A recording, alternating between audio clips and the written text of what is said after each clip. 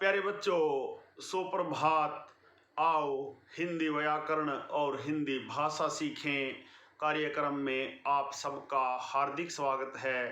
प्यारे बच्चों, आज हम NCERT द्वारा कक्षा 10वीं के पाठ्यक्रम में शामिल उत्साह तथा अट नहीं रही है नामक कविताओं के महत्वपूर्ण बहुविकल्पीय प्रश्न उत्तर सीखने का प्रयास करेंगे।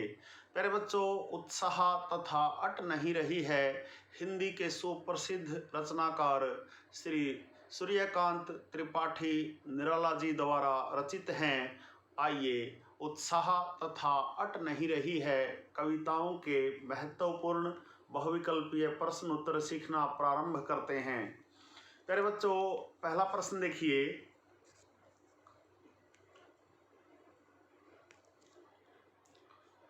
उत्साह और अट नहीं रही कविता के कवि हैं क सूर्यकांत त्रिपाठी निराला, ख जयशंकर प्रसाद, ग मैथिली शरण गुप्त, घ महादेवी वर्मा।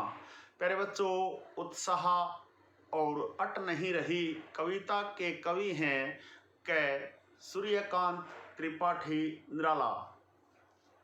प्रश्न नंबर 2, सभी लोग दुखी क्यों थे?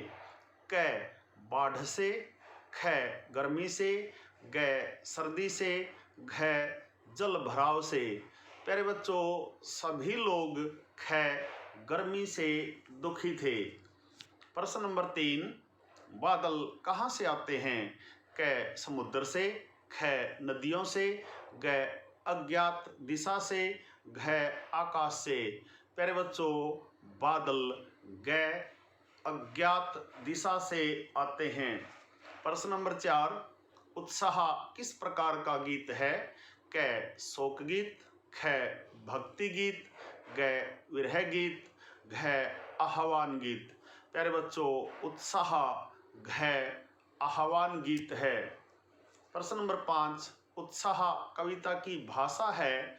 क खड़ी बोली, ख अवधी, ग ब्रज, घ कन्नौजी। प्यारे बच्चों, उत्साह कविता की भाषा है क खड़ी बोली। प्रश्न नंबर 6 देखिए। बादलों को किसके समान सुंदर बताया गया है? क चंचल पक्षी के समान, ख नृत्य मुद्रा में मोर के समान, ग काले घुंघराले बालों के समान, घ बहती जलधारा के समान। प्यारे बच्चों, बादलों को ग काले घुंघराले बालों के समान सुंदर बताया गया है। प्रश्न नंबर 7 देखिए। उत्साह कविता में कवि किसको आह्वान कर रहा है? क वर्षा को, ख बिजली को, ग बादल को, घ नदियों को। प्यारे बच्चों, उत्साह कविता में कवि ग बादल को आह्वान कर रहा है। प्रश्न नंबर 8 देखिए।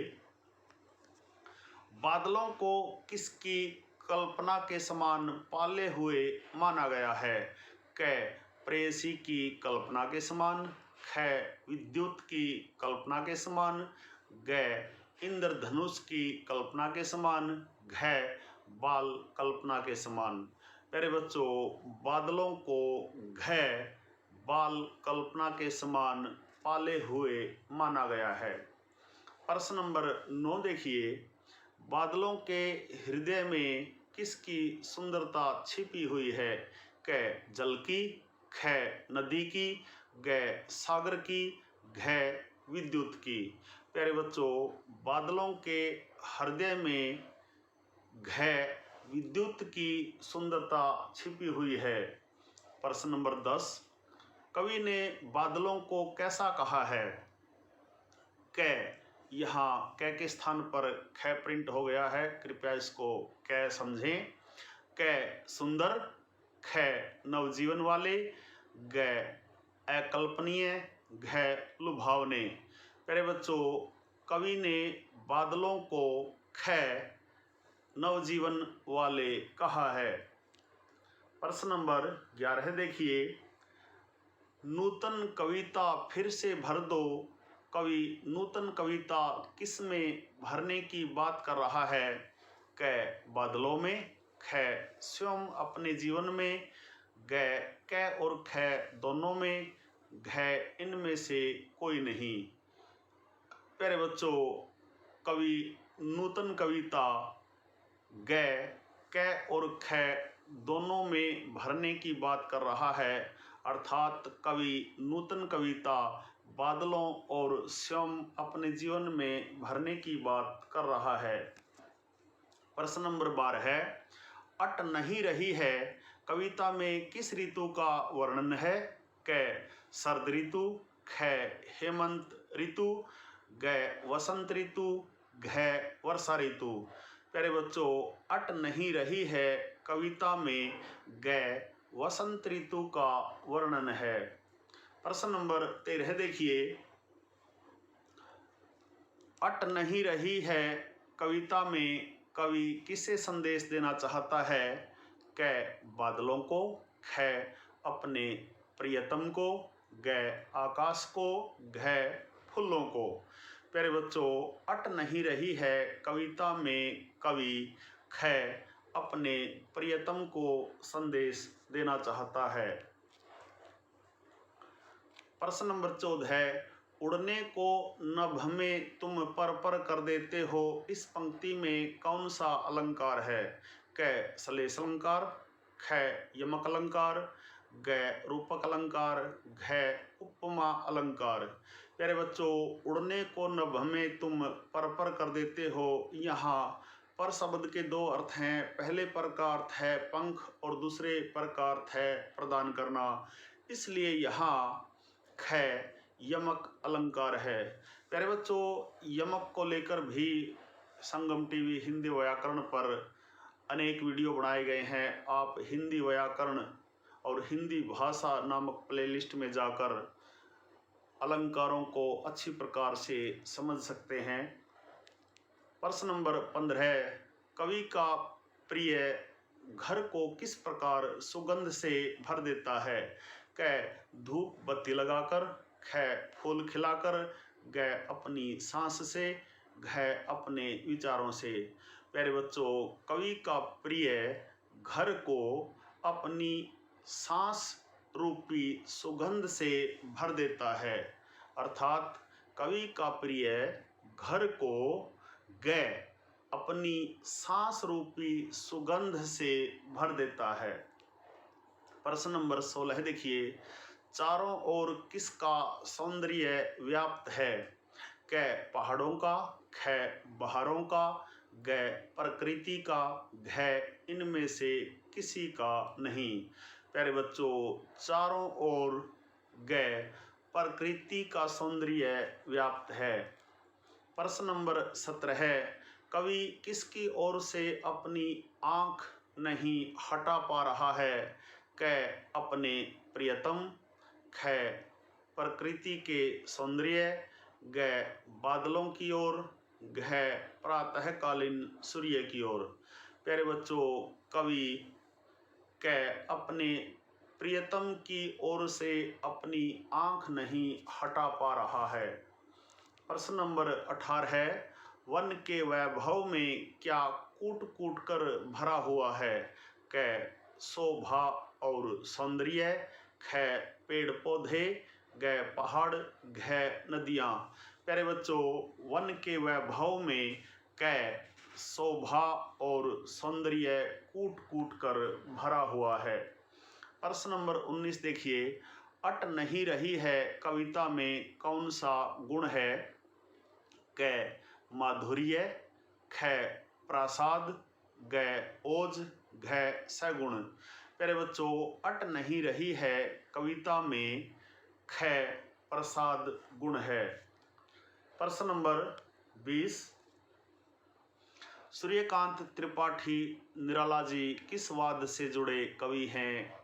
क छायावाद, ख प्रयोगवाद, ग प्रगतिवाद, घ प्रगतिशीलवाद।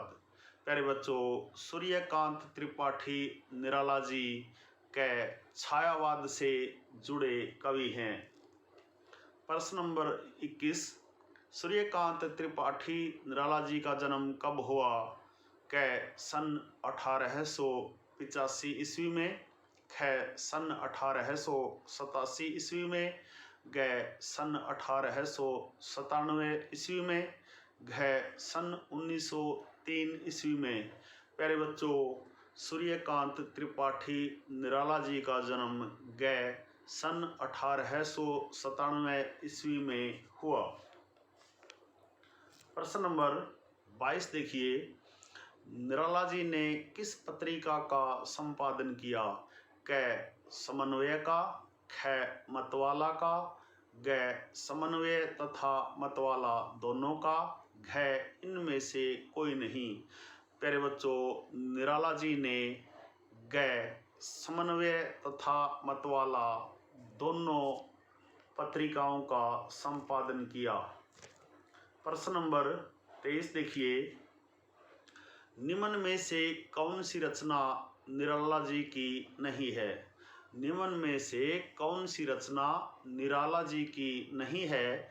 क अनामिका, ख परिमल, ग सरोज समृति, घ झरना।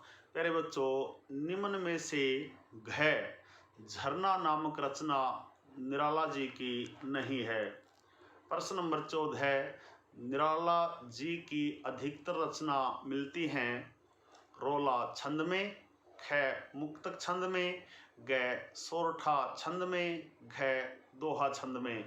प्यारे बच्चों, निराला जी की अधिकतर रचनाएं ख मुक्तक छंद में मिलती हैं। प्रश्न नंबर 25, बादलों के हृदय में क्या छिपा है? क प्यार, ख विद्युत, ग क्रोध, घ विध्वंस। प्यारे बच्चों, बादलों के हृदय में ख विद्युत छिपा है। प्रश्न नंबर 26, कवि किसे गरजने के लिए कह रहा है? क बादलों को, ख समुद्र को, ग नदी को, घ विद्युत को। प्यारे बच्चों, कवि क बादलों को गरजने के लिए कह रहा है। प्रश्न नंबर 27, नूतन कविता से कवि का क्या आशय है? क नए जीवन से, ख नए युग से, ग नई कविता से, घ नए जमाने से। प्यारे बच्चों, नूतन कविता से कवि का आशय है क नए जीवन से। प्रश्न नंबर 28, कविता में बादल किस ओर संकेत करता है? नव जीवन की ओर, ख क्रांति की ओर, ग क और ख दोनों की ओर, घ शांति की ओर। प्यारे बच्चों, कविता में बादल क और ख अर्थात नवजीवन और क्रांति दोनों की ओर संकेत करता है। प्रश्न नंबर 29, कवि ने फाल्गुन की सांस किसे कहा है? क फूलों से सुगंधित वायु को, ख शुद्ध पर्यावरण को, क और ख दोनों को, घ इनमें से कोई नहीं। प्यारे बच्चों, कवि ने फाल्गुन की सांस ख क और ख अर्थात फूलों से सुगंधित वायु को तथा शुद्ध पर्यावरण को कहा है। प्रश्न नंबर 30, उन्मन थे उन्मन का क्या अर्थ है? क अनमना स्वभाव, ख शांत स्वभाव, ग उग्र स्वभाव, घ इनमें से कोई नहीं। प्यारे बच्चों, उन्मन थे उन्मन का अर्थ है क अनमना स्वभाव अर्थात उदास मन। प्यारे बच्चों, यह थे उत्साह तथा अट नहीं रही है नामक कविता के महत्वपूर्ण बहुविकल्पीय प्रश्न उत्तर। आशा है आपको अच्छी प्रकार से समझ में आए होंगे।